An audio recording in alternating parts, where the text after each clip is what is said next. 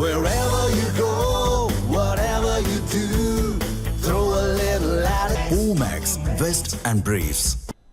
தாவேகாவுடன் கூட்டணி அமைத்து திமுக முதுகில் காங்கிரஸ் குத்திவிட்டதாக அக்கட்சி குற்றம் சாட்டிய நிலையில் திமுகவினர் தான் தங்களை எல்லா இடத்திலும் குத்தியதாக காங்கிரஸை சேர்ந்த உயர்கல்வித்துறை அமைச்சர் விஸ்வநாதன் விமர்சித்துள்ளார். மதுரையில் அவர் அளித்த பேட்டியை தற்போது பார்க்கலாம்.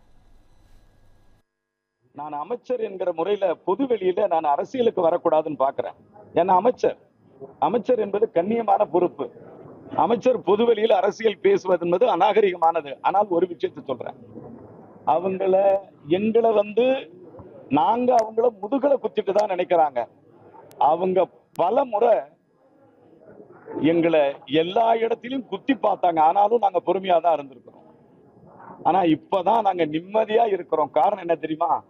தளபதி விஜய் சார் தலைமையில தான் நாங்கள் ஒரு வெற்றி கூட்டணியை ஏற்றுக்கொண்டு ஏறத்தாழ 60 ஆண்டு காலங்கள் கழித்து காங்கிரஸ் பேரியக்கம் கூட்டணி மந்திரி சபையில் இடம்பெற்றது.